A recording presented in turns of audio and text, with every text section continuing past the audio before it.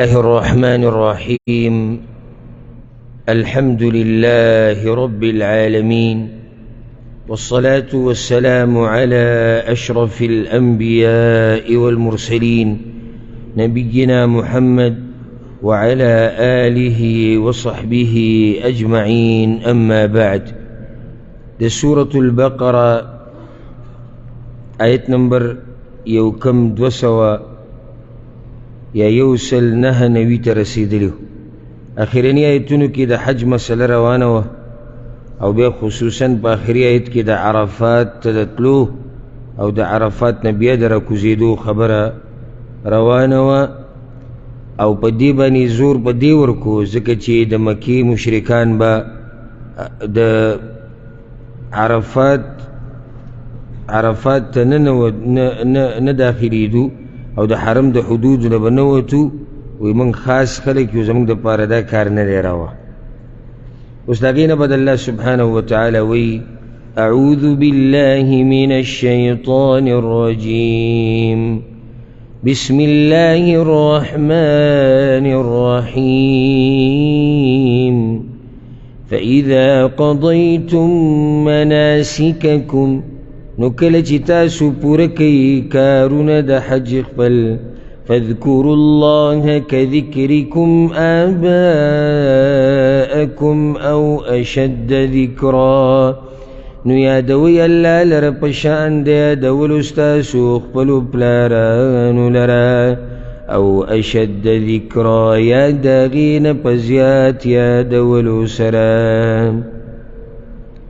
الله وی چې حجم ختم کو نو اوس ذکر د الله ډیر کوي، او دا طریقه هر عبادت ته پاره ده چې کله عبادت ختم کړي نو بیا الله ډیر یادوه. که څه کوتاهي پکې شوي چې هغه الله ته معاف کړي، او اذکار د ډیرو عباداتو نه وروسته شته د الله یادول. نو دلته وی الله یادوي کذکرکم آباءکم، لکه څرنګه چې تاسو یادوي پلاران خپل. دی کی یو قول دا دی لکه امام عطا رحمه الله نے نقل دی، وی هو که قول الصبی ابه و امه، وی لکه ماشوم چې په مخه په جبه باندې یا د پلار نومي یا د موري، نو وی څنګه چې تاسو هر وخت پلار او مور یادوي دقه شان الله یادوي. عبدالله ابن عباس رضی الله عنهما وی چې جاهلیت والو کې یو دا مرضو چې هغوی به کله د حج د اعمال کول نو په منځ منځ کې به د خپل پلار نیکه ډېر یادول. زمونږ پلار دیسې و، زمونږ نیکه دیسې و، هغوی به دا کول، هغوی به دیسې کول. نو الله دا آیت نازل کو چې الله یاد کوي دیسې لکه څرنګه چې تاسو خپل پلاران یادوئ. بعض علماوی معنی پکې دام ده او فایده پکې دام ده، لکه څنګه چې تاسو د پلار سره په دې یادولو کې بل څوک نه شریک کوئ، نو دغه شان د الله سره هم مه شریک کوئ، خالص الله یادوئ. دا بوتان دا شرک دا پرېږدئ. او اشد ذکرا یا د هغې نه په زیات یادولو سره، دا او د شک دپاره نه دی معنی، بلکې د هغې نه په زیات یادولو سره. پلاران چې تاسو څومره یادوئ نو د هغې نه زیات الله یاد کوي. اوس الله د خلکو دوه ډلې ذکر کوي چې بعض خلک هغه دي چې د هغوی مقصد او هدف صرف دنیا ده، که عبادت هم وکړي دنیا پې غواړي، او بعض هغه دي چې هغوی دنیا هم غواړي او هغوی آخرت هم غواړي. فمن الناس من یقول، نو باز د خلکو نه هغه څوک دي،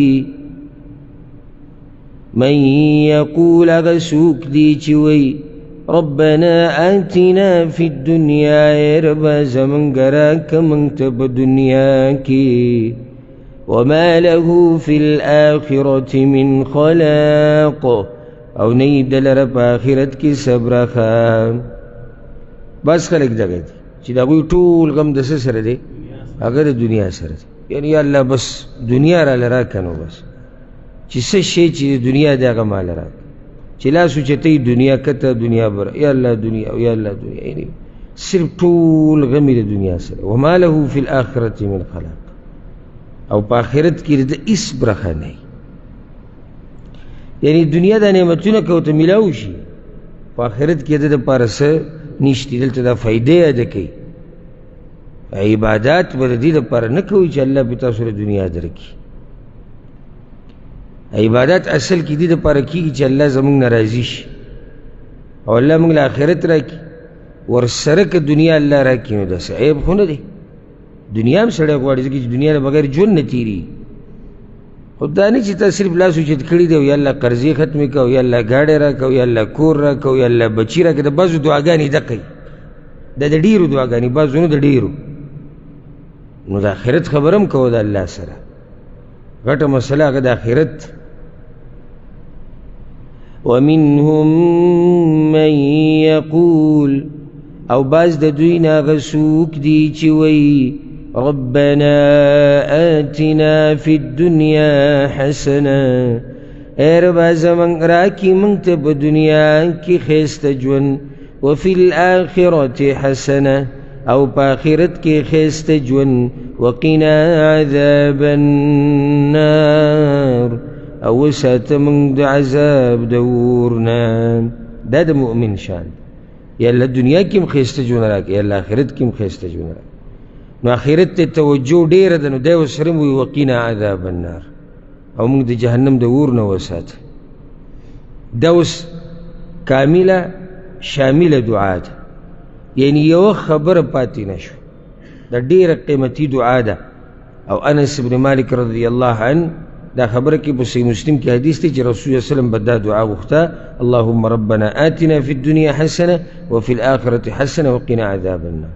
یو روایت کې راځي انس بن مالک وایي چې رسول صلی الله علیه وسلم به اکثر دا دعا ډېره غوښته: اللهم ربنا آتنا فی الدنیا حسنه وفي الآخرة حسنه وقنا عذاب النار. او د انس بن مالک رضی الله عنه په باره کې راځي چې کله به هم هغه دعا غوښته نو دا دعا به پکې لازم غوښته. دا یو ځکه چې دا یو مختصر جامعه لنډه دعا ده، غونډه دعا، یعنی خیر د دنیا او د آخرت ته نه پاتې نه شو. او دعاګانو کې سنت طریقه دا ده چې سړی یعنی داسې دعاګانې وغواړي چې هغه لنډې او په هغې کې هر سره جمع شي. نو دا ډېره قیمتي دعا ده، ډېره قیمتي دعا.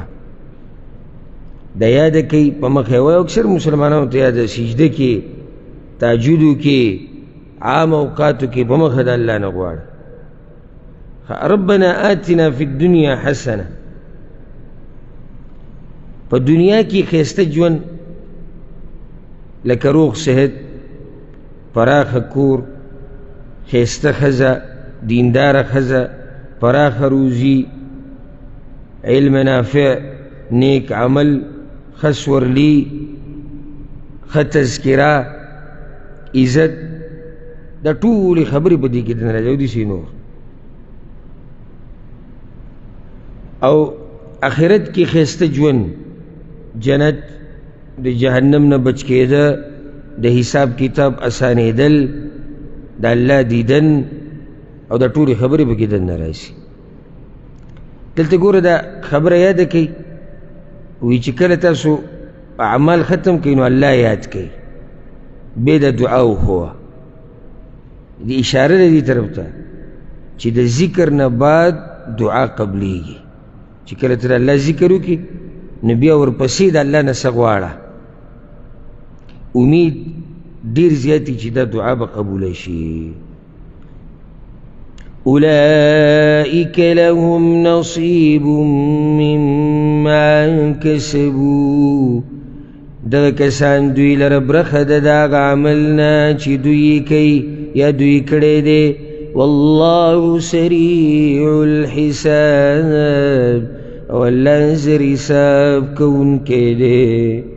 دې ټول مخلوق سره به ګوره الله حساب کوي. ښه، دې ټول مخلوق سره به الله حساب کوي. ځکه عبدالله ابن عباس رضی الله عنهما نه چاته پوښتنه چې دومره مخلوق سره به الله څنګه په یو ځای حساب کوي؟ نو هغه ورته وایي ټول د رزق څنګه په یو ځای ورکوي؟ یعنی داسې نه دی چې الله یو کس له رزق ورکوي په هغې کې مصروف دی، د بل هغه رزق ته پاتې شو. د هر چا ژوند روان دی او کل یوم هو فی شأن، او الله په یو کار کې دی. څوک مړه کوي، څوک ژوندي کوي، څوک بیماری، څوک روغی، په چا خوشحالي راولي، په چا تکلیف راولي، او داسې بسې بیا ځه. خو داسې نه دی شوي چې الله یو مخلوق له څه ورکوي د هغې د لاسه د هغه بل نه مصروفه شوی ده. دقه شان به الله دې ټولو سره حساب هم کوي، او الله زر حساب کوونکی دی. دې کې خوشحالي هم ده، زیر هم ده، دې کې یره هم ده. خوشحالي د مؤمن دپاره چې الله زر حساب کوي، ستا د اعمالو بدله به میلاو شي. ګناهګار دپاره پکې یره پرته ده چې دې ګناهونو به سره هم الله حساب کوي. واذكروا الله في أيام معدودات، او یادوي الله لرا په ورځو شمار کړی شو کې. مشهور تفسیر دلته عبدالله بن عباس دی چې الایام المعدودات ایام التشریق. دا ایام التشریق، ایام التشریق هغه 11مه، 12مه، 14مه چې وته د اختر د ورځې نه بعد، اختر ورځ 10مه، بیا 11مه، 12مه، 14مه چې حجیانې په مینا کې تېروي. په دې ورځو کې الله ډېر یادوي. او حدیث کې داسې راځي، امام مسلم راوړی دی، ایام التشریق ایام اکل و شرب و ذکر الله. د تشریق د ورځې چې دي نو دا د الله د یادولو ورځې دي، او د خوراک څښاک دي، ځکه چې خلکو قربانیانې کړي حاجیانو، نو خوراکونه پکې هم ډېر کوي. نو دا د خوراکونو ورځې دي، او دا د الله د یادولو ورځې دي. او ځکه عائشه رضی الله عنها وی حدیث کې راځي چې نهى رسول الله صلی الله علیه وسلم عن صوم ایام التشریق. رسول صلی الله علیه وسلم ایام التشریق کې د روژو نیونه منع کړې ده. ولې؟ وی چې هي ایام اکل و شرب و ذکر الله، دا خو د خوراک څښاک ورځې دي او د الله د یادولو ورځې. نو حجیان به پکې هم الله یادوي، او عام مؤمنان به هم الله یادوي. خو دلته خصوصا هغه نصیحت چاته دی؟ حجیانو ته دی. دا دی چې مینا کې کته ځي او برځي، لکه بعض په مینا کې چکرې لګوي او پلانې خپل راغلی دی او هغه راغلی دی، دا تاریخي ځای به وګورو، هغه به وګورو. دا ته الله یادوه، دا د الله د یادولو ورځې دي. د ورځو کې تکبیر کوه، د الله لویي بیانوه، د الله پاکي بیانوه، د الله حمد بیانوه.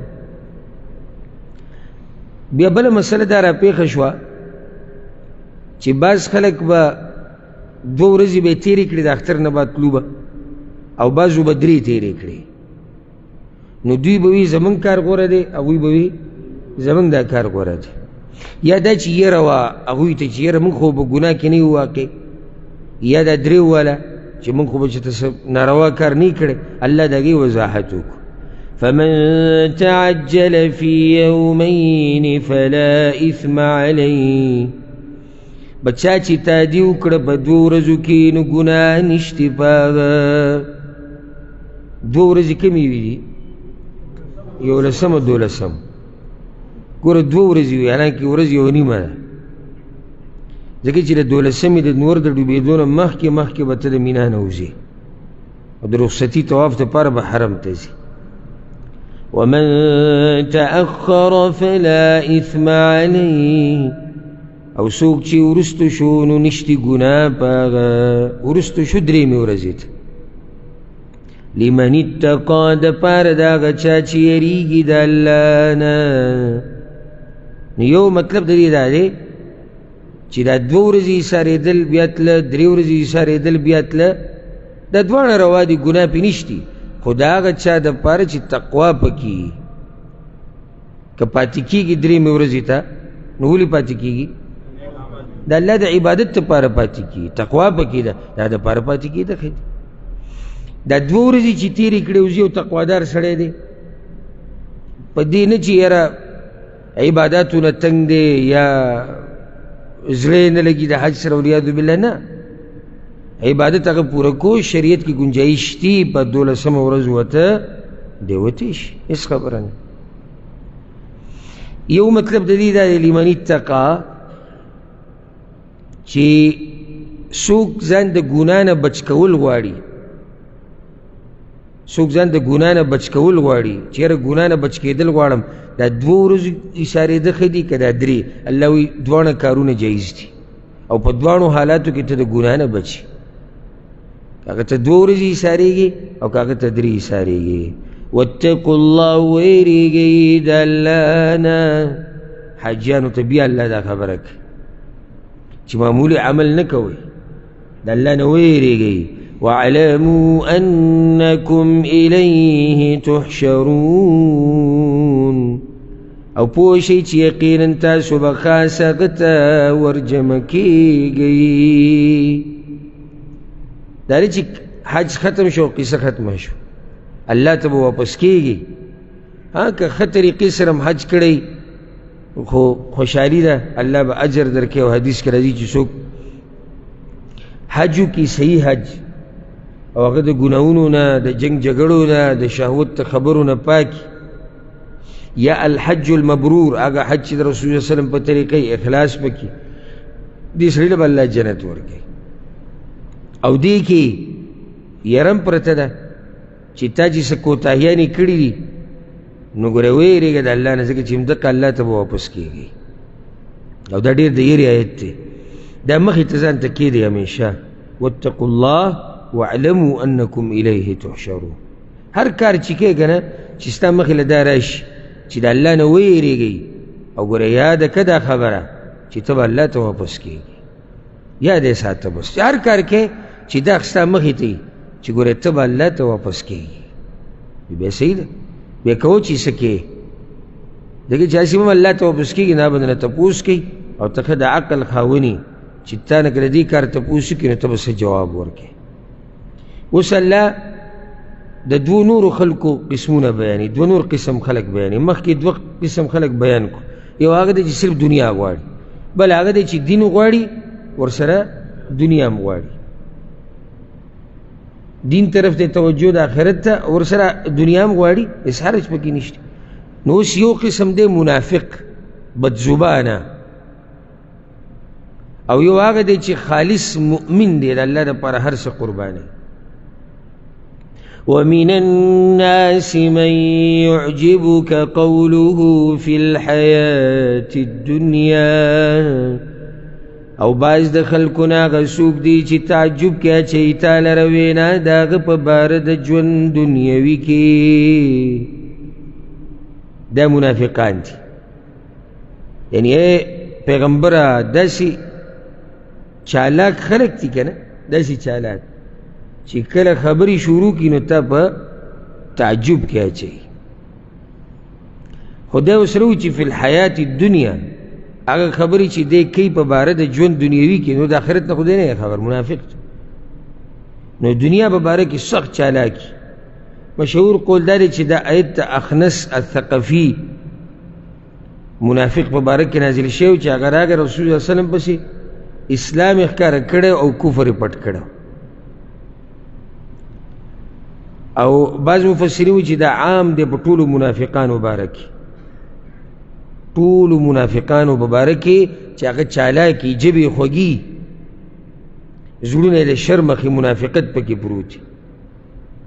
دا یاده کړئ، ګورې دا ګورې د سوچ خبره ده چې یو سړی دنیوي خبرو کې ډېر چالاکي او دیني کې وله څه نه ورځي، دا ګورې د سوچ او د یېرې خبره ده. دلته واورئ، الله وایي بعض هغه دي په خلکو کې چې د هغوی خبرې د دنیا په باره کې تا به په تعجب کې چې دومره چالاک دي، د دنیا ورته دومره معلومات دي.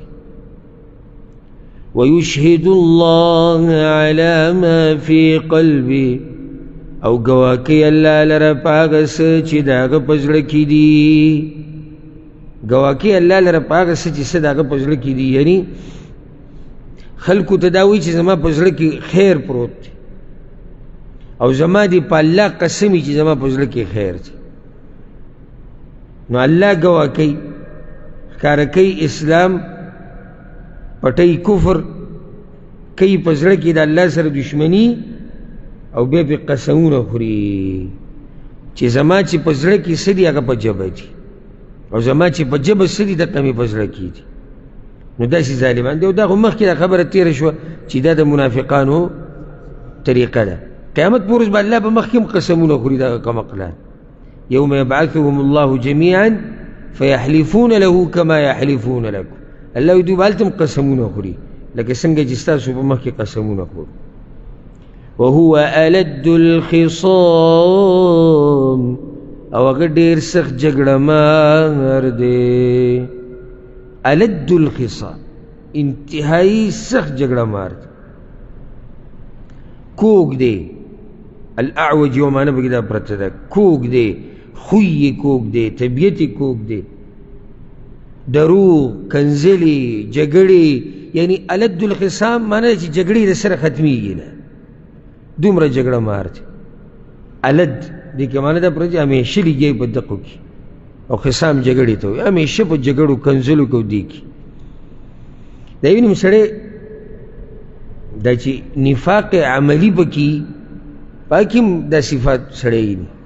این همیشه دې د چا سره نښتې، په لاره کې دې نښتې، په کور کې دې نښتې، په جومات کې د جګړې، په بازار کې د جګړې، کنځلې، د چا خور یادوي، د چا مور یادوي. دا ګورې د پاک مؤمن او د کامل مؤمن صفت نه دي. دې نه ځان ساتل پکار دي.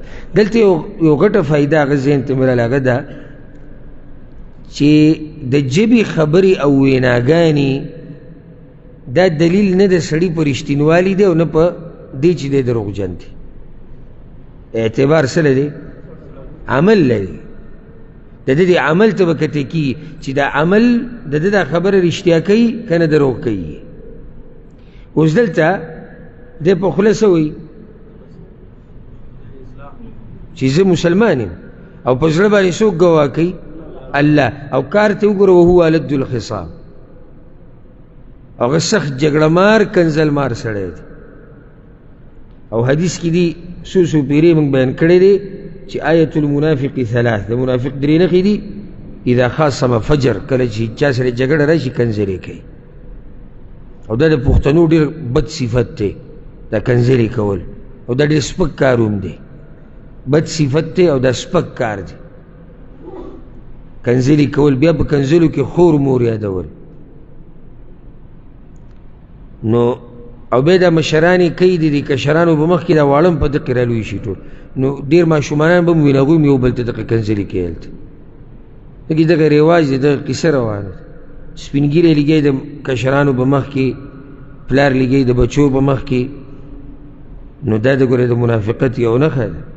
او حدیث کې راځي په صحیح بخاري کې دی ابغض الرجال الى الله الألد الخصم. هغه سړی د الله سخت بدي شي چې دی په مخه جګړې کوي او د هر چا سره وران.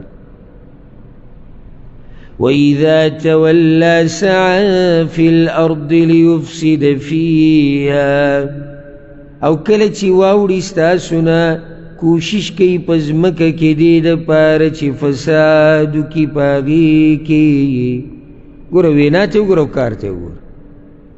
نو مخامخ وي خبرې ډېرې خوږې دي، سړی په تعجب کې اچي. او ذکر را به شي سورة المنافقون کې چې الله پیغمبر ته وی دا دومره چالاک خلک دي که دوی تا ته خبرې کوي ته به ورته لازم غوږ ږدي. داسې په طریقه به خبره شروع کړي، تا به متاثره کوي. نو خبرې څومره ښایسته دي کار ته وو. واذا توله، کله چې دی مخ واړي تاسو نه روان شي.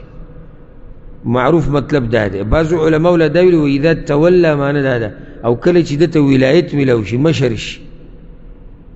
سعی بیا کوشش کوي فی الارض. سعی په معنی د کوشش سره دی. لکه الله چې وایي چې کله تاسو د جمعې اذان واورئ فاسعوا الى ذکر الله، نو کوشش وکئ ځئ جومات. څه دپاره کوشش کوي؟ لیفسد فیها، چې فساد پکې وکړي. فساد عام ټکی دی، هر قسمه فساد پکې داخل. خلکو ته شکونه اچول، خلکو ته شبهې اچول، بیدینی خورول، فحاشي خورول، دا ټولې خبرې پکې دي. ویهلک الحرث والنسل، او تباکی فصل او نسل لره. فصل او نسل د ده د لاسه ټول تباه شي، ځکه چې د دې فساد د لاسه بارانونه بند شي نو فصلونه او نسلونه ټول خراب شي، څاروي هم ختم شي، هغوی ته هم تکلیفي، او فصلونه چې د هغه هم ګډوډ شي. بعضو لا دا ویلي ویل حرث دا ښځو ته وایي، نو وی ښځې او د مؤمنانو دا ښځې دوی ګډې وډې کوي او غواړي چې په دوی کې بېدیني راشي، او غواړي چې د مؤمنانو په دې بچو کې فسق او فجور او فساد دا پکې عام شي. والله لا يحب الفساد او الله مینه نه کوي د فساد سره. وإذا قيل له اتق الله او کله چې ویلی شي دته یره وکړه د الله نه، که څوک ورته نصیحت وکړي اخذته العزة بالإثم نو ونیسي ده لره غیرت په ګناه باندې، د غیرت تلاسه په هغه ګناه څه شي مضبوط پاتې شي. لکه ته اوس ماته وایې چې اتق الله، دا د منافق سړي نښه ده او دا د بېدینه انسان او د کمزوري ایمان والا نښه ده چې دی په نصیحتونو باندې خفه کېږي او د غیرت تلاسه په ګناه مضبوط ودرېږي. دا هم شتي و بعضو پښتنو کې، که نه نشتي پکې دې بعض کې ملا لږ احتیاط وکړو چې راته وایي د الله نه هو زه سی چلی د الله نه سی چلی د الله نه ویېرېږم، دې خبرې ته وګوره د الله نه خو به څه چل به وي ته به د الله نه یېرېږي، ته به هر وخت د الله نه یېرېږي. عمر بن خطاب رضی الله عنه ته یو کس ووایي امیر المؤمنین اتق الله، په اس باندې ناست نو راکوشو سجدې ولګوله، د شکر سجده چې ما ته لا چا دومره قیمتي نصیحت وکړو چې اتق الله د الله نه ویېرېږه. دې ته ضرورت دی هر وخت، زه دې ته ضرورت لرم چې ته ما ته دا ووایې چې اتق الله د الله نه ویېرېږه، او ته ضرورت لرې دې ته چې زه درته ووایم چې د الله نه ویېرېږه.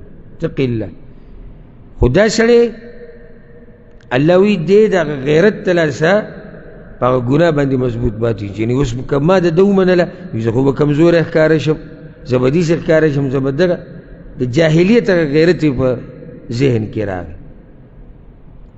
فحسبه جهنم نو کافي دی د لره جهنم، ولبئس المهاد او خامخا ډېر بد ځای دی تیار کړی شوی.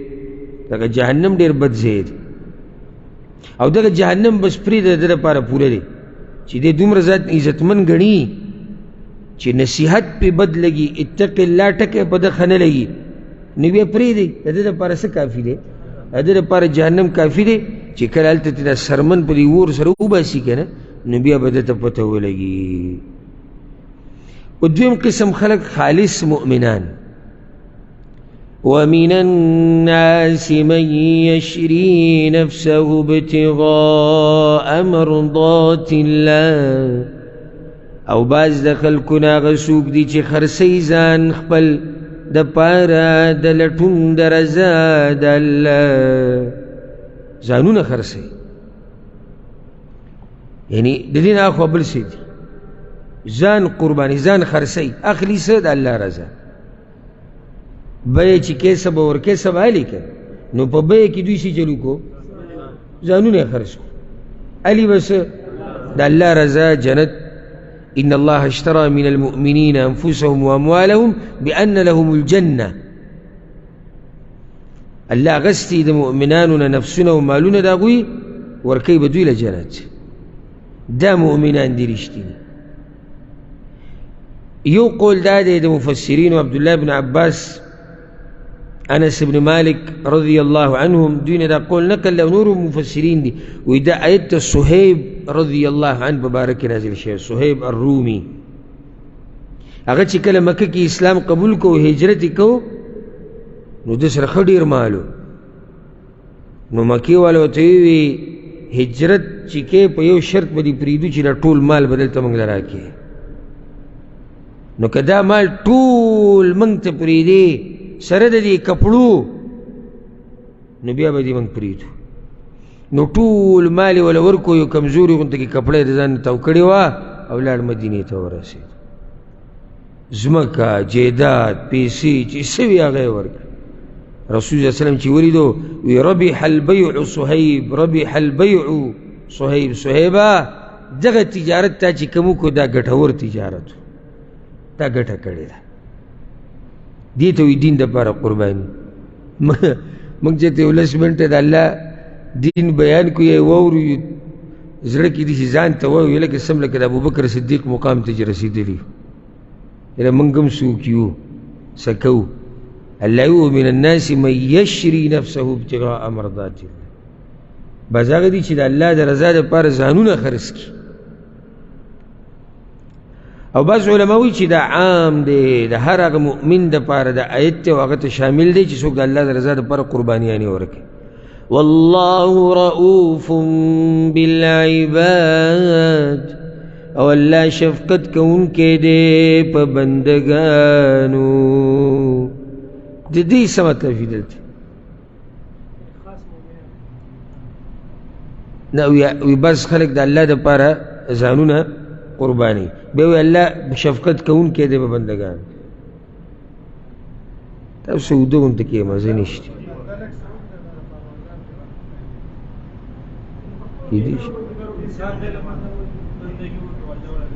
کی دی شدہ جوابی یعنی اللہ شفقت کون کے دے پا بندگانو مانا دا دا چی کم سڑے دا اللہ دا رضا دا پارا دا اللہ دا رضا دا لٹولو دا پارا زان خرس کی و زان قربان کی نو اللہ ہم شفقت کون کے دے دا عمل بربادی نا دی بولا اجر او دو چند نا بے حساب اجر بولا ورکی. يا أيها الذين آمنوا ادخلوا في السلم كافة اے ایمان والو ورننوزی پا اسلام کی پورا پورا. کلچ دا منافقانو باسو شو بیا دا مؤمنانو شو نوس اللہ طولو تا دا خبر کئی چی اسلام کی پورا پورا ورننوزی. السلم دینا مراد اسلام دی او دا فائدے دا کہ ہر ٹکے چی پائی کی سین لام میم رازی نو پائی کی عافیت او دا سلامت معنی پراتی دا سلامتیا ہر ٹکے چی سین لام میم پا کی رازی نو ورننوزی پا اسلام کی کاف طول او یا ورننوزی پا طول اسلام کی دوارا خبری ورننوزی طول پا اسلام کی او ورننوزی پا طول اسلام کی پورا دن کی ورننوزی. عبداللہ بن عباس رضی اللہ عنہ مانا یو دا روایت نقل دے چی بعضو اہل کتابو ایمان راوڑو نا اغوی بیا هم دا تورات بعض مسئلی بیانولی و باقی بے عمل کو نو اللہ ورطوینا پا اسلام کی پورا ورننوزی دانا چی لگ دی یہودیت را ٹنگ کڑے دے او لگ دی اسلام را ٹنگ کڑے دی سنکی ادخلو فی سلم کاف پورا بورننوزی او پا پورا دن کی بورننوزی پورا بورننوزی او پا پورا دن کی بورننوزی. یاد کدا خبر خوا دا پکی نیشتی چی خیر دے دا غم دے خیر دے دا خادی دا خیر دے دا پلانے کار دے پلانے الف ندیا پوری تب پا اسلام کی ورننوزی او خپل جون بطول دا شریعت دا چتری او دا سوری لاندے تیرے. ولا تتبعوا خطوات الشیطان او مروانی گئی پا قدمون دا شیطان پسی انہو لکم عدو مبین یقینا غستاسو دا پار دشمن دیکھ کارا مخی دیس آیت تیر شوید التا وضاحت شوید.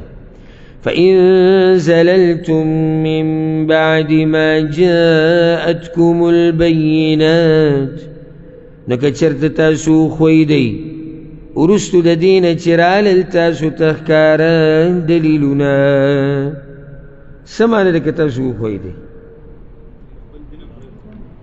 او خویدی دا عملنا پا پورا اسلام باندی مکی پورا اسلام کی ورنن ہوتی وہ سوئی کہ پا پورا اسلام کی ورنن ہوتی او پا پورا اسلام دی عمل ونکو من بعد ما جاءتكم البینات وروسته د دې نه چې ښکاره دلیلونه درغلي دي کتابونه را لېږلی شوي دي پیغمبران راغلي دي وضاحتونه شوي دي چې د دې هر څه نه بعد تا په پوره اسلام عمل ونه کو اسلام کې پوره نه داخل شوی فاعلموا نو پوه شئ ان الله عزیز حکیم چې یقینا الله زورور دی حکمتون واله دی الله زورور دی حکمتون واله بیا به د الله رانیسي ګورئ زورور دی او داغه په دې رانیوو کې یو بنده لره په دې کې هم حکمتونه الله چا سره ظلم او زیاتې نه کوي نو کې یره ده هل ينظرون انتظار نه کوي دوی اوس الله دغه خلکو له په بله طریقې سره یره ورکوي دا چې اسلام کې نه ورننوځي دا چې د دین نه منکر دي دا چې منافقان دي دا یره د ټولو دپاره ده هل دلته په معنا د نفي سره دی هل ينظرون انتظار نه کوي دوی ينظرون معنی انتظار دی انتظار نه کوي دوی پس کې یعنی په ایمان راوړو کې دی که سو په دې خبره کې په ایمان راوړو کې که سو دې خبرې ته پراته دي إلا أن يأتيهم الله في ظلل من الغمام مگر د دې چې راشي دوی ته الله په سورو کې د وریځونه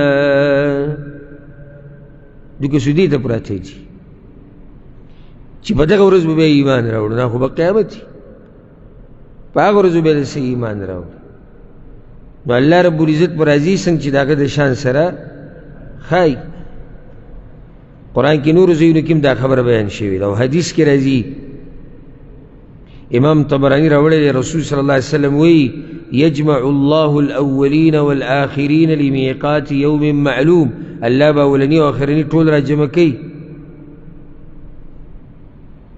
او دا ټول خلق به ولاړي سترګې به نیغې کړاغې راوتي اسمانونو ته به ګوري ينتظرون فصل القضاء انتظار بكي د فیصلې وينزل الله في ظلل من الغمام من العرش او الله به د عرش نه راشي د وریځو په سورو کې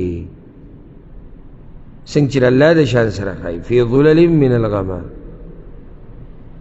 بعض علما دا وی چې دلته معنی دا ده في ظلل بظلل من الغمام نو بیا به داسې چې دوی انتظار کوي چې الله راولیږي په دوی باندې وریځې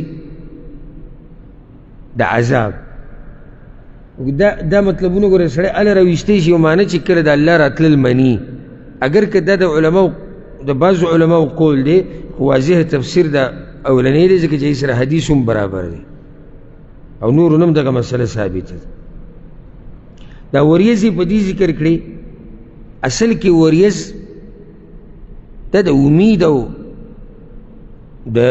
د انسان امید ورسره ډیریږي او د الله د رحمت نښه ده چې وریځ راشي خلک خوشحالیږي چې باران به وریږي نو چې کله عذاب د وریځ نه راځي نو خبره بیا ډیره د یېرې خبره ده ځکه الله وریځ ذکر کړ حتى إلا يأتيهم الله في ظلل من الغمام والملائكة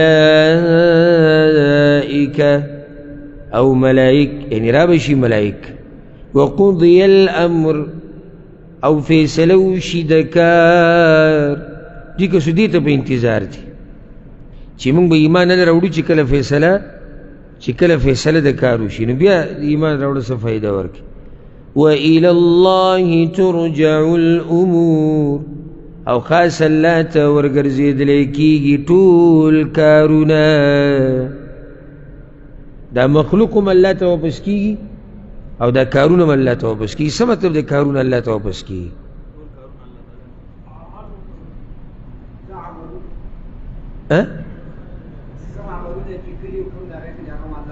نو څه مطلب چې واپس کېږي یعنی بدله د دې به الله ورکوي د دې فیصله به ټول الله کوي د عمل ټول الله سره اوس الله رب العزت مخکې ګوره یره ورکړه چې د دې دومره واضح دلایل د راتلو نه بعد د دین نه به نه خویږئ فإن زللتم من بعد ما جاءتکم البینات. اوس وی راشي وګورئ حال د هغه خلکو چې کوم خویدلي دي او الله ولا نعمتونه ورکړي وو، الله ولا هر څه ورکړي وو، د هغې نه بعد هغوی څه چل وکړو؟ ناشکري او د الله هغه نعمت یې بدل کو په نافرمانۍ سره. نو د هغوی حال ته وګوره.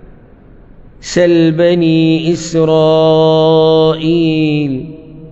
تپوس کا د بني اسرائیلونه، کم آتیناهم من آیت بینه، چې څومره ډېر ورکړي وو موږ هغوی ته نښې ښکاره. تپوس کوي د هغوی نه. بعض وایي مقلدین حضرات وایي دا سوال د مولانا کول د تقلید دی. موږ وایو نه سوال د مولانا کول تقلید نه دی، سوال د مولانا کول دا په قرآن باندې عمل دی او په حدیث باندې. او د عالم نه خو ته رایې تپوس نه کوې، قرآن او حدیث تپوس کوې. وایي نه جي سوال چې تقلید دی. نو بیا دلته الله څه وایي پیغمبر صلی الله علیه وسلم ته چې ته د بني اسرائیلو تقلید وکړه؟ نو دغه کمزورې خبره ده. ته تپوس وکړه د بني اسرائیلو نه دوی ته څومره نښې راغلې دي، هغې خو وضاحت مخکې تېر شوی دی او ډېرې نښې. موسی علیه السلام له چې الله کوي معجزې ورکړې وي، من و سلوا او په میدان تیح کې هغه وریځې او نور ډېر څه چې اکثرو تفصیل تېر شوی دی او سبا راشي. ومن يبدل نعمة الله من بعد ما جاءت، او څوک چې بدل کی نعمت د الله وروستو د دې نه چې راغې دته. نعمت بدلول د الله معنی په ناشکرۍ سره. الله ولا د ښکاره دلایل ورکړو، ښکاره نښې په کار څه وه چې شکر یې ادا کړی وی، عمل یې کړی وی د الله په دین باندې او د الله په دین کې پوره ورننوتی، خو هغوی داسې ونه کړه. نعمتونه د الله په ناشکرۍ سره په نافرمانۍ سره بدل کړو، نو انجام فإن الله شدید العقاب، نو یقینا الله سخت عذاب ورکوونکی دی. اوس الله وجه بیانوي د څه د لاسه یو سړی ښکاره دلیلونه او ښکاره نعمتونه هغه په ناشکرۍ او په نافرمانۍ سره بدلی، نو د هغې وجه بیانېږي. یو سبب زین للذین کفروا الحیاة الدنیا، ښایسته کړی شوی دی کافرانو ته ژوند دنیوي. د څه د لاسه ګډوډ شو دا خلک؟ د دنیا د لاسه. دا دومره واضح آیات بینات چې نه دي منلي، نو د هغې وجه د دنیا ده. نو دوی ته دنیا ښایسته کړی شوې ده. چا ورته ښایسته کړې ده؟ شیطان او نفس. بس نو خو دغه نفس سره شو.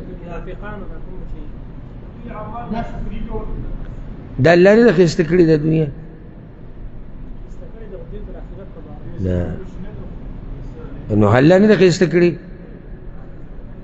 دا دومره ښایسته دنیا چا پیدا کړې ده؟ نو دا الله ښایسته کړې ده. بیا دوی ته د هغې نه بعد شیطان ښایسته کړې ده. نو شیطان چې ورته ښایسته کړه دوی پکې بلکل ورننه ویستو.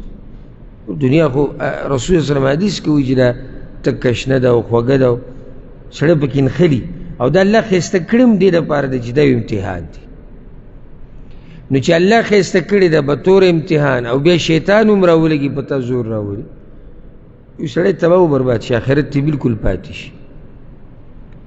ویسخرون من الذین آمنوا، او ټوغې کوي په هغه کسانو پورې چې ایمان یې راوړی دی.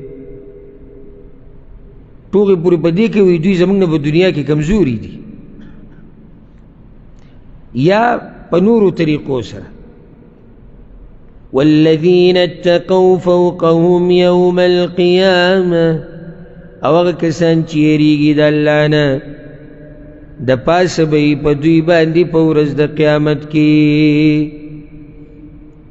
د پاسه به یې په شان او مرتبه کې او په درجه کې اوچتېده. دوه قسمه یو دا چې ته یاره دا پلانې په پلانې اوچت دی یعنی عزتمند دی او ته پلانې په پلانې اوچت دی یعنی بره اوسېږي نو دا دوه قسمه اوچتوالی دا دواړه الله مؤمنان له ورکوي عزت به الله دوی له ورکوي نو اوچت دي د هغوی نه نو په جنت کې دنګې اوچتې مرتبې به له ورکوي نو دي اوچت دي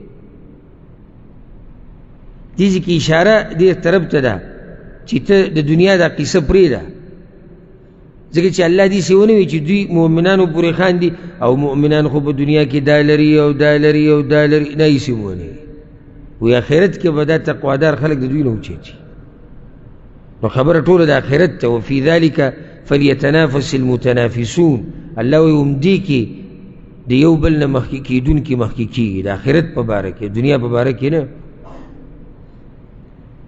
والله يرزق من يشاء بغير حساب او الله رزق ورکوي چاته چې وغواړي بې د حساب نه بې شماره بې حسابه نعمت الله رب العزت او رزق دا ورکوي چاته چې وغواړي ولې الله دا خبره وکړه نو جواب هغوی ته دنیا ښایسته شوې ده او دنیا ورسره ډېره ده نو الله وایي چې ګورې دا دنیا ډېرېدل دا نښه د دې نه دی چې دا بنده ماته نږدې دی ځکه چې رزق خو زه هر چاله ورکوم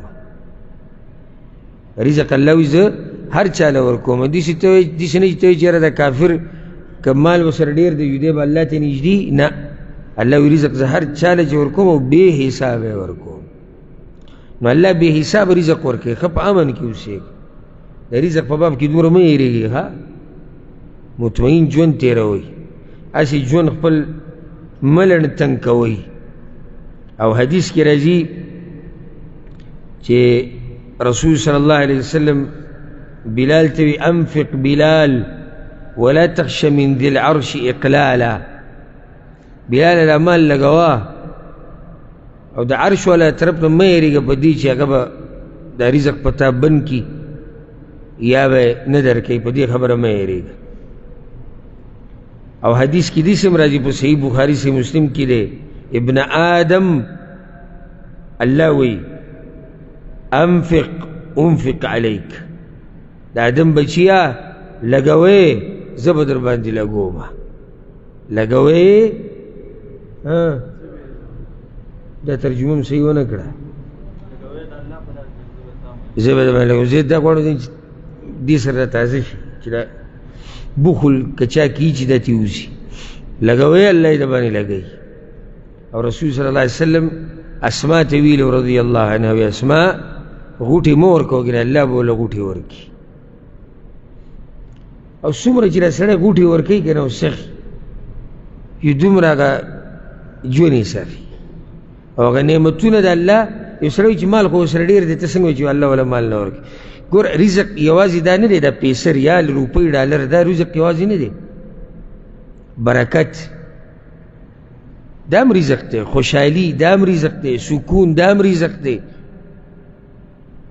نو یوازې په دې کار نه کېږي چې بینک اکاؤنټ اړې راړې خوشحاله ورته خاندې ورته زړه کې چې یاره شیخ ډېر پروت دی ځکه حدیث کې راځي او دا یاد کئی دا حدیث رسول صلی اللہ علیہ وسلم وی صحیح مسلم کی دے وی دا آدم بچے وی چی مالی زمان مال و زمان مال سار ماقام دا دقا گردائد وَهَلْ لَكَ مِن مَالِكَ إِلَّا مَا أَكَلْتَ فَأَفْنَيْتَ اور رسول صلی اللہ علیہ وسلم استاخو مال دقا دے دا کم چی دی اکڑو او فناشو او اگا کم چی دی واغستا فَأَبْلَيْتَ او زڑا دی کرتا قستا مالو دا یقینیو دیگه شک شتی تاسو چې اوس ماښام روټۍ خوړلې ده یا نن ماسپښین دې کې څه شک شته چې دا یقیني ده چا مالو دا ستاسو او جامه چې ته استعمالې او زړه کړې دي دا یقیني زمونږ مالو دریم وما تصدقت فامضیت الله په لار کې چې لګولی کوم چې لګولی دا درې یقیني دي وما سوا ذلك فذاهب وتارکه للناس د دې نه علاوه چې کوم مال ته دې تلو ولی او خلکو ته پاتې دي څه ناشنا خبره یې کړې او ګورم ته درې خبرې دا یقیني دي یعنی ما چې کومه خوړلې ده دا یقیني زما مالو چې کومه مې اغوستې ده دا یقیني زما مال دی، د الله په لار کې چې مې کومه لګولې ده هغه یقیني زما مال دی. او په دې بټوه کې چې کوم پراته دي هېڅ پته نه لګي. نو مالي بالي مه کوئ زما مال او زما مال. بټوه بینک اکاؤنٹ یو ځای کې بل ځای کې ته خو ته خوشحاله ستا مال خو نه دی نورو له ساتي. نو مه هېرېږئ د رزق په باب کې، لاس پراخه که چې الله د باندې رزق پراخه کړي. اوس سوال دا دی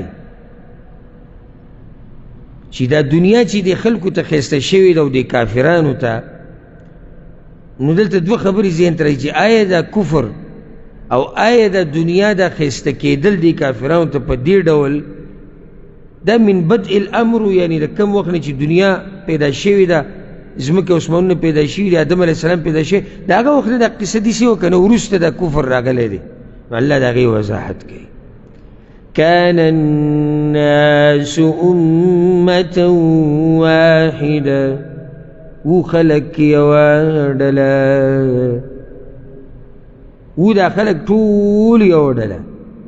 عبدالله بن عباس دی په وضاحت کې وی د نوح علیه السلام او د آدم علیه السلام په منځ کې 10 پیړۍ وي، 1000 کاله، او ټول كلهم على شریعه من الحق، ټول په حق باندې، ټول په دین روان. فاختلفوا، اختلاف پکې پیدا شو، نو بیا الله رب العزت پیغمبران راولېږي. او قصه معلومه ده چې نوح علیه السلام په قوم کې څه راغی؟ شرک راغی. نو الله دلته وضاحت وکړي چې نه دا کفر د اول نه دی په خلکو کې. اول کې خلک څه وو؟ ټول یو ډله وه په څه باندې؟ په یو دین باندې. خو اختلاف یې شروع، چې اختلاف یې شروع کو فبعث الله النبیین، نو راولېږل الله پیغمبران مبشرین و منذرین، زیری ورکوونکي او یره ورکوونکي. یو تفسیر دی کې دام دی چې و خلک یو ډله په کفر باندې، نو الله راولېږل پیغمبران. کله و یو ډله په کفر باندې؟ نوح علیه السلام په وخت. نو خبره بیا هغې ته واپس ځي. نو که ته یې داسې ووایي او که ته دا هغه اول چې ما ووایي هغه شانې ووایي، خو هغه واضح دی، هغه تفسیر مشهور دی چې و خلک یو ډله په دین باندې څو کاله؟ 1000 کاله. بیا د هغې نه بعد د نوح علیه السلام په قوم کې رو شرک شروع شو. چې شرک شروع شو اختلافات پیدا شو. چې اختلافات پیدا شو الله رب العزت پیغمبران راولېږل. اولنی پیغمبر چې الله ځمکې ته رالیږلی دی نوح علیه السلام.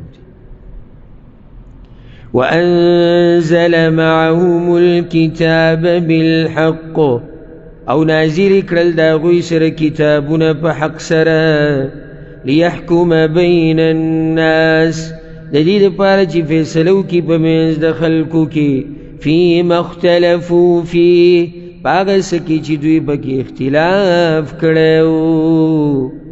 د دې نه دا فایده راووته چې اختلاف کې به وحی ته واپس کېږي. الله وی به دا کتابونه هغوی له ورکړي دې دپاره چې فیصلې پې وکړي. په څه کې فیصلې وکړي؟ د هغوی په هغه اختلاف کې. نو اختلاف چې کله دینی مسله کې راشي، فیصله به څه ته واپس کړي؟ قرآن او حدیث ته، وحی ته به واپس کړي. چېرې الله څه وایي دې باره کې، رسول صلی الله علیه وسلم څه وایي. کوشش به کوو چې خبره مختصري، ځکه چې وخت زموږ نه ډېر لاړ په دې میاشت کې، او لږ پاتې ده، او بیا قرآن راته تقریبا مکمل پاتې دی. وما اختلف فيه إلا الذين أوتوا، او اختلاف نو کړی په هغې کې مګر هغه کسانو چې ورکړی شوی و هغوی ته کتاب. دې بدبختۍ ته و، یعنې اختلاف یې وکړو کله چې کتاب ورکړی شو. چې کتاب ورکړی شو څنګه اختلاف راغی؟ انکار یې ته وکړو، چا ومنو چا ونه منو، اختلاف پیدا شو. دې کې اختلاف چا پیدا کړو؟ چا چې نه دی منلی. منونکي اختلاف نه پیدا کوي. بعض مونږ ته تاسو اختلافات پیدا کوو، څه شي اختلاف مونږ پیدا کړی؟ زه ته د قرآن او حدیث اکدم راشه، دا قرآن آیت دی، دا حدیث دی، راځه عمل پې کوو. او ما ته کس وي زه پې عمل نه کوم ته پې کوه اختلاف ما جوړ کړو که ده جوړ کړو ده جوړ کړو ځکه چې دی رانه جدا شو خو که دی ما سره قرآن او حدیث ته کیني چې راشه ګورو قرآن او حدیث او بیا پې عمل کوو زموږ به اتفاق راشي من بعد ما جاءتهم البينات ورستو د دین چې راله له هغوی ته ښکاره حکمونه داسې نافرمانه خلک سره د ښکاره حکمونو هغوی اختلاف کړی دی ولې بغیا بینهم د وجې د زد نه په خپل منځ کې دا زد عناد حسد مخکې خبره تېره شوې چې دا د انسان دنیا و آخرت ګډوډ کوي فهدى الله الذين آمنوا نو هدایت وکړو الله کسانو ته چې ایمان راوړی و لما اختلفوا فيه من الحق هغه خبرې ته چې دوی پکې اختلاف کړی و د حق نه بإذنه په اجازت د هغه سره یا په توفیق خپل سره والله يهدي من يشاء إلى صراط مستقيم او الله هدایت کوي چاته چې وغواړي لارې نیغې ته په دغه اختلافاتو کې الله چاته هدایت وکړو کومو چې ایمان راوړ لما اختلفوا فيه من الحق بإذنه هغه خبره کې ورته هدایت وکړو چې دوی پکې اختلاف کړی و د حق نه بإذنه په اجازت د الله سره دلیل دی چې هدایت بغیر د الله د توفیق نه نشي میلاوي ځکه وی والله یهدي من یشاء الی صراط مستقیم در الله خوښه ده چې چاته هدایت نصیب کوي نو بعضو علماو دا خبره کړې لکه زید بن اسلم رحمه الله وی د دې مطلب څه دی چې الله ایمان والو ته هدایت وکړو وی دې نه مراد دا امت زمونږ د امت ته الله دوی ته هدایت وکړو دا هغه حق په باره کې چې دوی پکې اختلاف کړو نو څنګه هسې مثالونه ورکوي وایي د جمعې په ورځ کې دوی اختلاف وکړو یهودو د خالي ورځ غوره کړه نصاراو د اتوار ورځ غوره کړه نو الله دې امت ته هدایت وکړو د جمعې طرف ته د جمعې ورځ دوی دپاره شو بیا به قبله کې اختلاف راغی نصاراو مشرق ته مخ کو یهودو بیت المقدس ته مخ کو الله دې امت ته غوره قبله ورکړه هغه کعبه ده بیا دوی اختلاف په منځه کې دی بعض رکوع کوي او سجده نه کوي بعض سجده کوي او رکوع نه کوي او بعض خبرې کوي د منځه په دوران کې بعض مونځ کوي پکې ګرځي الله رب العزت دې امت ته توفیق ورکو پورا کامل مونځ په صحیح طریقې سره د کولو په روژې کې د دوی اختلاف راغی نو بعضو به د ورځې روژه نیوه بعضو به د ورځې صحیح سکې روژه نیوه بعضو به د بعض خوراک نه ځان منع کو او بعضو به د بعض خوراک نه ځان منع کو نو په دې مسله کې الله دې امت ته د هدایت د حق هدایت وکړو بیا دوی اختلاف وکړو په دې کې چې ابراهیم علیه السلام یهود وی نصرانی وی نصارا وی هغه نصرانی و الله هدایت دې امت ته وکړو د حق طرف ته چې نه هغه یهودی و نه نصرانی و بلکې هغه یو موحد مسلمان بیا هغوی اختلاف وکړو د عیسی علیه السلام په باره کې نو بعض ووي چې دی ولیعاذ بالله د زنا نه پیدا دی په مور یې وله بهتان ولګو او نصارا ووي چې دی د الله سره شریک دی ولیعاذ بالله دی د الله زوی دی نو الله دې امت ته هدایت وکړو دې خبرې ته چې مور د هغه پاکه زنانه وه او هغه د الله زوی نه دی بلکې د الله بنده دی او رسول دی داسې یو څو مثالونه دي چې الله دې امت ته هدایت کړی دی د هغه حق په باره کې چې پخوانو پکې اختلاف کړی دی اوس ګوره مخکې الله وایي چې الله چاته وغواړي نو د حق طرف ته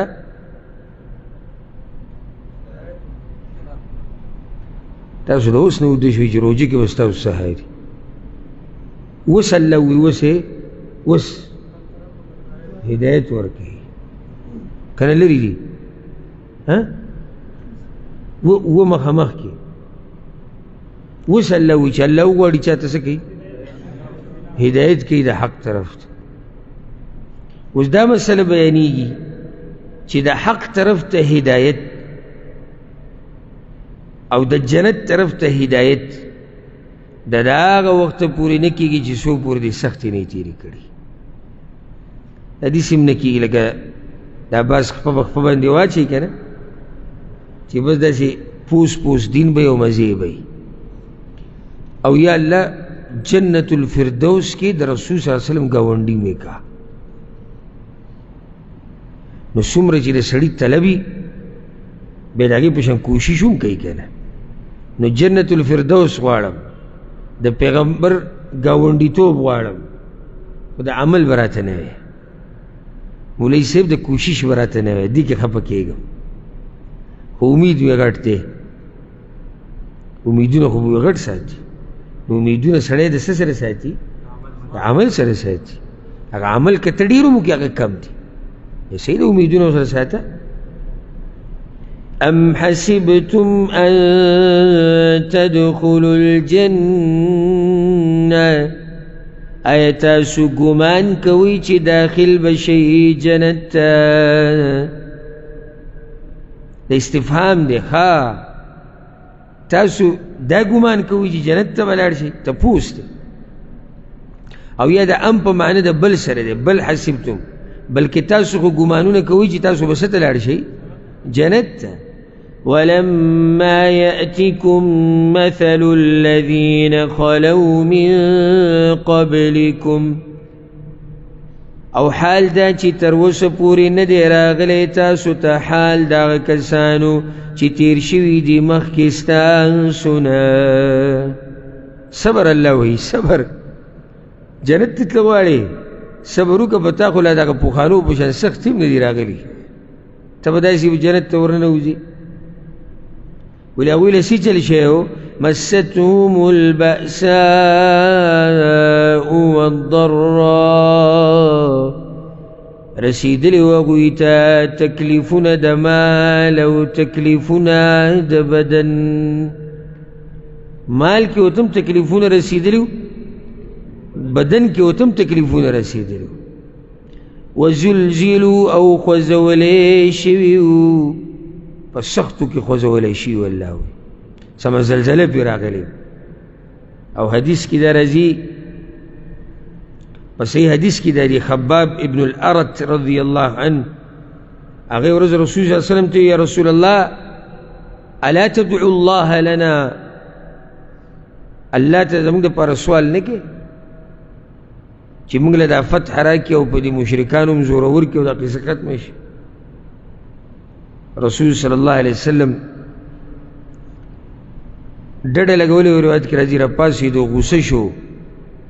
وی ان من كان قبلكم كان احدهم يوضع المنشار على مفرق رأسه فيخلص الى قدميه لا يصرف ذلك عن دينه.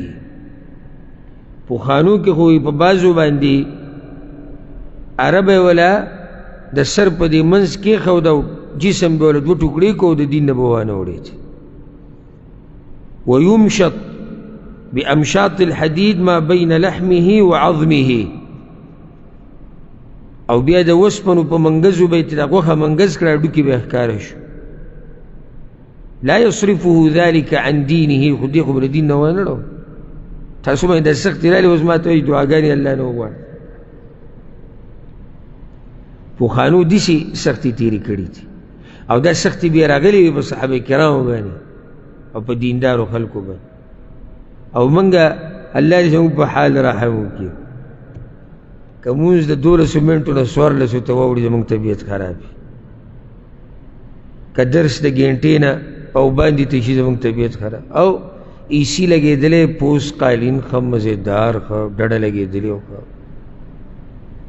او په کار کې د چا د ملا ډسکونه خوځېدلي دي، د چا رګونه ګډوډ شوي دي، د چا څه بیماري او څه ورته راغلی او چا څه راغلی، خو بیا هم کم ګڼي،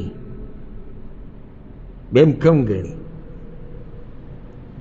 او چې څومره ورته وایي زور ورکه ورکوي، خو دا به ورته وایي چې شوړه به دله در کوم، شوړه ورکوه دی دله خوب هم نه کوي، ځکه چې هلته د ده هغه څه چې میلاویږي دته په دې کار سره د هغې سره ډېره مینه ده، چا چې دین سره مینه نو الله وی جنت ته تلل خو داسې نه کېږي دا خو به سختې تېروئ امتحانات به تېروئ اوس زموږ دپاره څه امتحانات پاتې دي خو دغه دي یو څو امتحانات هغې کې مونږ چې دی نو فریادونه او شکایتونه او خپل صفتونه څومره صفت چې مونږ د خپل ځان کوو یاره که مونږ یو نو مونږ د زماني اولیاء الله یو د زماني اولیاء الله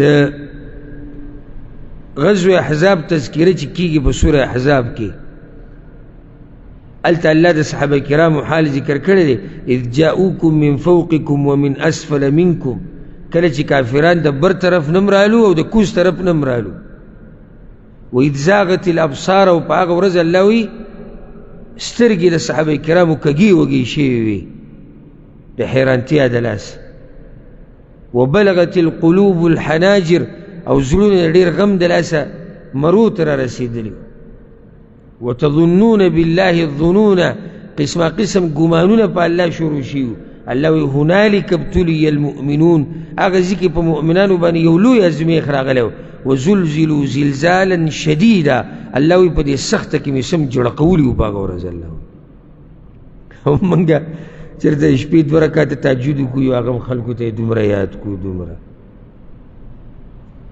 درس ته چېرته کینو یو په الله احسان ورواړو چې موږ د الله کتاب ته ناست په موږ خو څه امتحان هم نه دی راغلی څه راغلي امتحانات کومه سخته کې په تا زلزله راغلې ده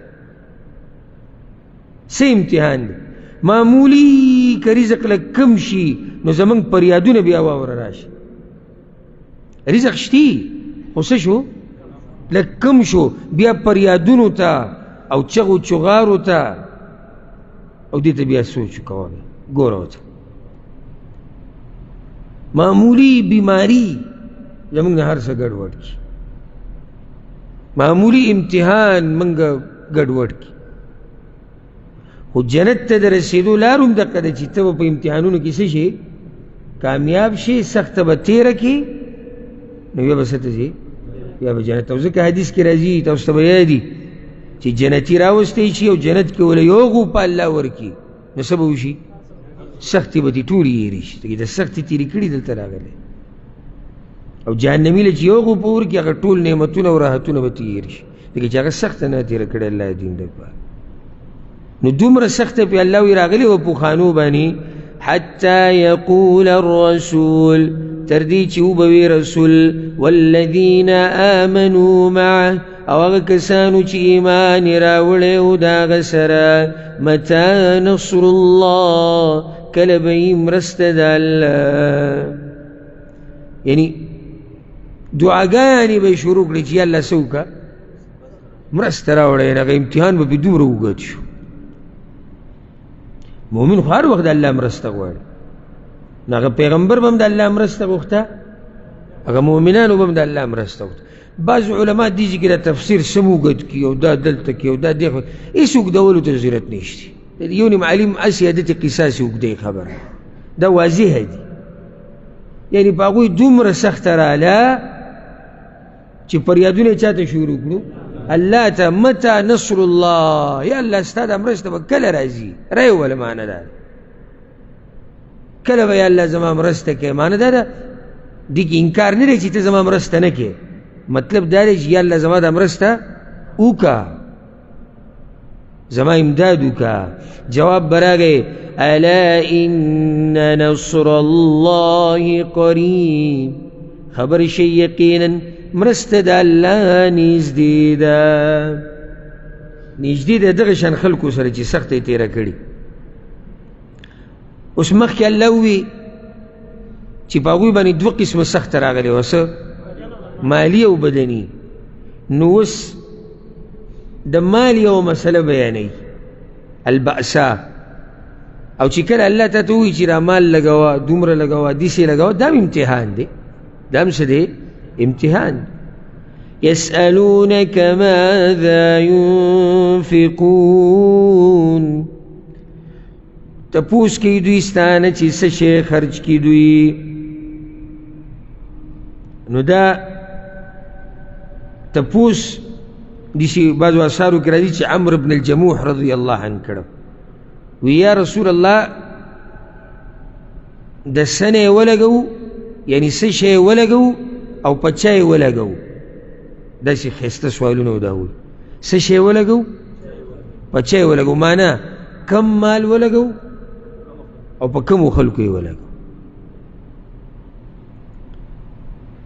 نو جواب شو قل ما انفقتم من خیر وایا هغه چې تاسو خرج کوئ مال حلال نو دا اولنی سوال جواب وشو چې د سنه خرج کو نو حلال مال حرام الله نه قبل خیر حلال پاک مال چاله فللوالدین والاقربین نو د پاره د مور او پلار او خپلوانو والیتام او یتیمانانو والمساکین وابن السبیل او مسکینان او مسافر دي مخکې دا قسمه الفاظ اگر اگلی ته وضاحتونه شوي یعنی خرچه کې د حلال مال نه کوه په چا یې کوه په مور پلار یې کوه په خپلوانو یې کوه په یتیمانانو یې کوه په مسکینانو یې کوه په مسافرو یې کوه اسی دینه به کومه خرچه مرادي زکات عام صدقه او زکات هم کېدی شي خو بعضو خلکو دپاره لکه چې بعض خپلوان هغه دي چې هغوی له زکات نشي ورکولی وما تفعلوا من خير فإن الله به عليم او هغه چې تاسو کوئ څه نیک عمل نو یقینا الله په هغې پوهه دی تیزي دله درکوي چې راته چې څه لګې د الله په لار کې نو ښه مطمئن اوسه الله ته دې هر څه پته ده اوس ګوره مخکې تیر شو چې سخته دوه قسمه ده مالی او بدني اوس بدني سخته ذکر کوي هغه جهاد دی کتب علیکم القتال فرض کړی شوی دی په تاسو باندې جنگ د کافرانو سره پرون وضاحت شو چې هغې لپاره شروط آداب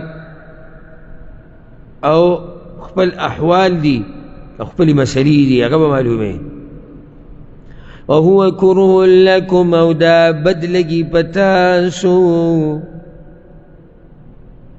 قتال د انسان چې بدی شي یا د مسلمان دې ته طبیعي کراهت وایي مشقت پکې دی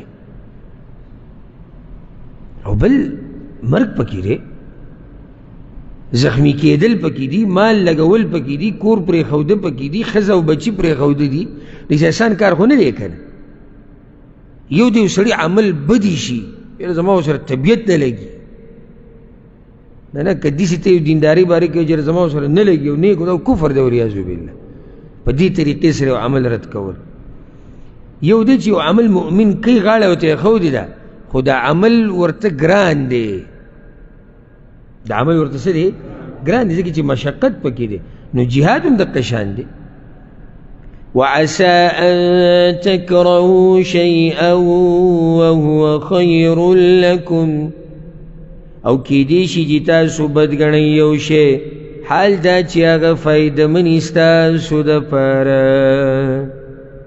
دا ډېره ښایسته خبره ده الله رب العزت یو قانون دی کېدی شي یو شی ستا بد وي ستا دپاره غوره نو جهاد مشقت پکې خلکو ته ښکاري خو څه دی خیر دی غوره پکې غوره دی خیر پکې پروت دی مخکې مال ولګوه یو سړی وایي چې یاره مال لګوم دا خو به مال زما کم شي او دا خو به قرضي شي او دا به غریب شم او دا الله هو خیر لکم هغه ستاسو لپاره به غوره وعسى أن تحبوا شيئا او کېدی شي چې تاسو به ښه ګڼئ یو شی وهو شر لکم او هغه به بدي تاسو لره لکه جهاد نه پاتې کېدل یو سړی وایي چې یاره زه خو مزید زه به پاتې شم پکې شر دی مال نه لګومه مال به مې څه شي ډېر به شي او دا به زه را جمع کړم او د کمېدو یره ده نو دا کار یې خوښ دی خو په دې کې څه دی په دې کې شر دی نو دا عامه د الله دا خبر ځان سره یاد ساتي چې یو کار به ستا خوښ یو کېدی شي کیسې شری یو کار به ستا بدی شي پای کې به خیر او انجام د دې ټولو په دې باندې الله پوه دی. ځکه وایي والله يعلم وانتم لا تعلمون او الله پوهیږي او تاسو نه پوهیږئ. اشاره دې طرف ته ګوره الله پوهیږي او تاسو نه پوهیږئ. نو چې الله درته د کم کار ووایي کوئ چې د څه نه منع کړي منع شئ دی تاسو ته دا پته نه شي چې کم کې ستاسو خیر دی او کم کې شر دی د الله ته پته ده. نو دغه الله ته پرېږدئ او چې سره ته الله وایي کوئ چې څه نه منع کوي منع کېږئ. يسألونك عن الشهر الحرام قتال فيه تپوس کوي دوی ستانه په باره د میاشتو عزتمنو کې د جنګ کولو نه په هغې کې. میاشتې عزتمنې دغه څلور میاشتې دي ذوالقعدې میاشته ذوالحجه او محرم او رجب او راجح قول دا دی چې دې څلورو میاشتو عزت وسم باقی پاتې دی په دې کې جنگ قتال دا منع دی. وشوه داسې مختصر شان نزول چې رسول صلی الله علیه وسلم یو سریه ولیږله او په هغه سریه په دې کې اووه کسانو عفوا په دې سریه کې اووه کسانو عبدالله بن جحش رضی الله عنه هغه په امیر کو عمار بن یاسر سعد بن ابي وقاص سهیل ابن بیضاء او داسې غټ کسان پکې وو. رسول صلی الله علیه وسلم عبدالله بن جحش له یو خط ورکو یو ځای ورته وښود چې دا خط به هلته کولاوي هغې نه مخکې به یې نه کولاوي چې هغه خط هغه ځای کولاو کو هغې کو چې انصر حتی تنزل بطن نخله هغه بطن نخله مقام ته به ځې روان اوسې. نو هغه ملګرو ته وویل که څوک من کان یرید الموت که څوک مرګ غواړي نو ما سره راځئ ځکه زه خو روان یم زما واپس کېده هغه نشتي ځکه چې ما ته وصیت رسول صلی الله علیه وسلم کړی او زه چې یم فانني ماض لامر رسول الله صلی الله علیه وسلم او ما ته چې پیغمبر څه امر وکړي نو خو زه سرته رسوم. بس روان شو. سعد بن ابي وقاص او عتبه ابن غزوان رضی الله عنه دوی پاتې شو شاته د سورلۍ د لاسه دوی نه سورلۍ ګډوډه شي. نو څو کسان لاړو مخکې 15 دوی تلو دغه ځای کې د مکې ته نږدې د طایف د طرف نه دا دغه را روانو د الحکم ابن کیسان او مغیره ابن عثمان عمرو بن الحضرمي او عبدالله بن المغیره د څلور مشرکان را روان. نو عبدالله بن المغیره خو د دوی نه وتښتېدو دا باقي درې دوی قیدیان کړو خو په دې دریو کې د عمرو ابن الحضرمي چې دی دی ووژلی شو او قتل کو واقد ابن عبدالله دی قتل کو واقد ابن عبدالله الیربوعي هغه قتل. نو څو کسان پاتې شو دوه پاتې یو وتښتېد یو قتل شو دوه پاتې دا قیدیان کړو او دوی سره چې کوم سامانونه یې ټولو سړی ته واخیستو دا اولنی غنیمت و چې اسلام کې اخیستی شوی. رسول صلی الله علیه وسلم وایي چې موږ به فیصله وکړو چې را ملګري راشه دوه هغه سورلي چې د ګډوډه شي چې هغوی رالو بیا رسول صلی الله علیه وسلم فدیه واخیسته دوی پرېښو. مشرکانو اسمان په سر راوچت کو چې وګوره محمد صلی الله علیه وسلم او د هغه ملګري وایي موږ د الله تابعداري کوو نو دا خو اولني خلک دي چې د عزتمنې میاشتې بې عزتي وکړه ځکه دا د رجب میاشت وه. څه میاشت وه؟ دا د رجب میاشت وه. صحابه کرامو بیا تپوس وکړي یا رسول الله دې میاشت کې دا جنګ الله د آیت نازل کړو چې دا کار د دوی صحیح نه دی دې میاشت کې جنګ نه و پکار د دې سړي وجل نه و پکار خو اوس کار دی شوی دی بیا یې مه کوئ. خو الله مشرکانو له جواب ورکوي چې تاسو چې دومره نیغ نیغ کېږئ نو خو د خپل غاړه کې مو ګورئ تاسو څومره ګډ کفرونه کړي دي او دا بېدینه د دیندارو ته په څوکۍ داسې چې داسې معمولي کړپ توشي که نه یو به دقې پورې به ونښلي او خپل غټ غټ ګناهونه هغه به تېر شي. نو دوی تا نه تپوس کوي دا چې په دې عزتمنو میاشتو کې جنګ کول څنګه دي، او مخکې آیت سره ربط واضح دی چې کې د جهاد خبره وه، او دې کې هم دقه مسله ده. قل قتال فيه کبیر، ته ووایه جنګ کول په دې کې لویه ګناه ده. ګوره عدل او انصاف والا رب دی، خبره ګوره حق ده. دا نه چې د هغوی دپاره الله څه ووایي چې یاره دې کې جنګ کول څه دي جایز دي، نه الله وایي جنګ کول ګناه ده، کار د دوی څه غلط نه و په کار. خو بلې خبرې ته الله دوی ذهن اړوي. وصد عن سبیل الله، او خلق منع کول د الله د لارې نه. وکفر به، او کفر کول په هغه اشاره یا دی الله دی لارې ته راجع ده، یعنی انکار کول د الله د لارې نه یا الله ته. نو د الله د لارې نه خلق اړول دا کارونه شماري. او دویم کفر کول، الله نه انکار کول. والمسجد الحرام، او منع کول د مسجد حرام نه. دی تعلق وصد سره دی، یعنی منع کول خلق د لارې د الله نه او د جماعت نه د مسجد حرام نه. څو کاره شو؟ څلور چا وویل؟ درې. وإخراج أهله من، او استل د حقدارو د هغې نه، یا او استل د حقدارو د هغې نه منه، د هغې نه د کوم ځای نه؟ مسجد حرام. حقداري څوک دي؟ مسلمانان. اکبر عند الله، ډېره لویه ګناه ده په نزد الله. څه ناشنا جواب یې ورکړو. او سبحان الله زار د الله د خوږو خبرونه، یعنی دی هم وایي چې کار صحیح نه و، خو ګوره بیا هم د مؤمنانو دفاع وکړه چې تاسو مه نیغ کېږئ. یو خبره هم راټینګه کړې، ته خو راشي لږ.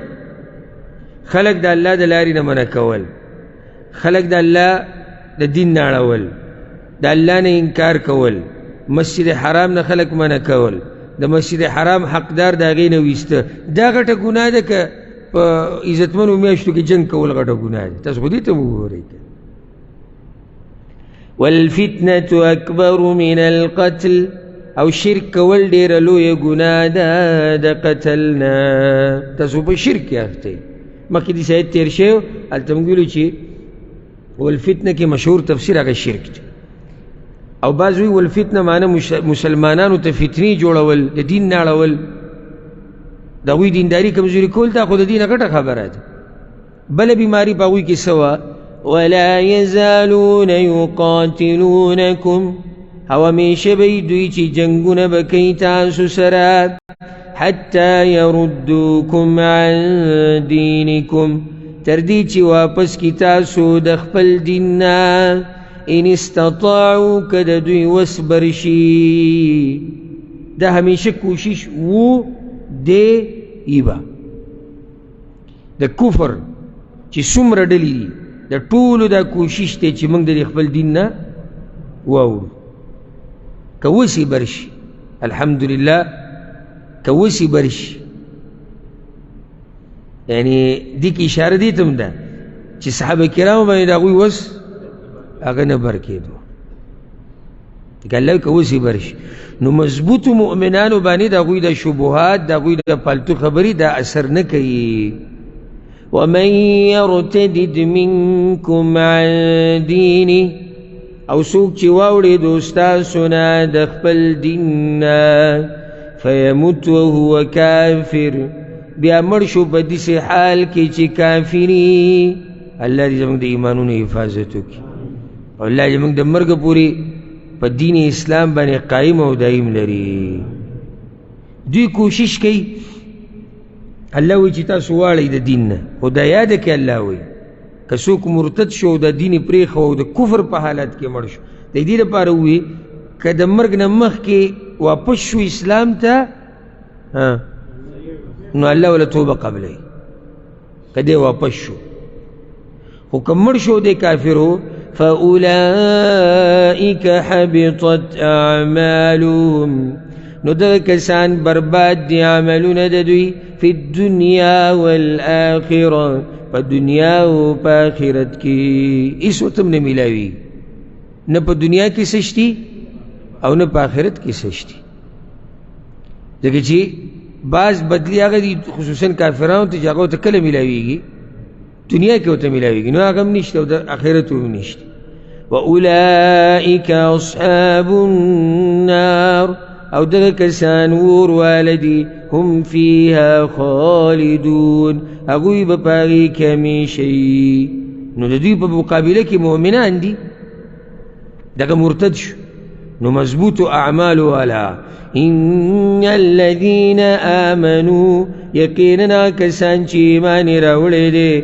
والذین هاجروا هغه کسان چې هجرت کړي دي وجاهدوا فی سبیل الله او جهاد کړي دي په لار د الله کې اولئک یرجون رحمت الله دغه کسان امید لري د رحمت د الله دې کې اهم خبره چې زه بار بار په درسونو کې کوم بغیر ته دلیل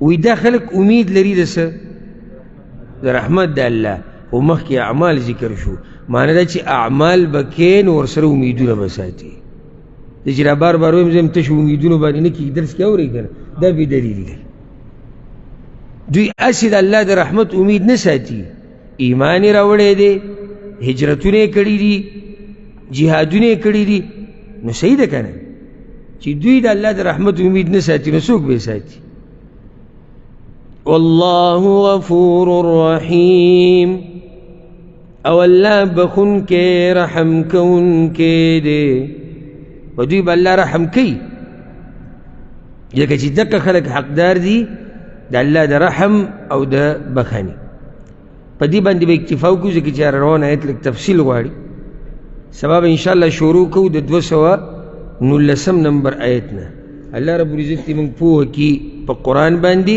هذا والله أعلم وصلى الله وسلم على نبينا محمد وعلى آله وصحبه أجمعين.